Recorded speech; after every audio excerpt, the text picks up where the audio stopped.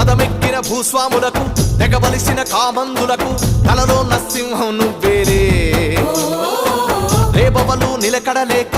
రెక్కల్ని ముక్కలు చేసే నిరుపేదల ధైర్యం నువ్వయ్యా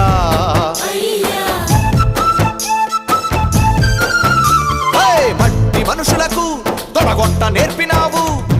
నోరు లేని మూగ జీవులకు నాలుకైతివా తండ్రి తెల్లవారి లేచి నిన్నే పొద్దు పడుపును చూసేమో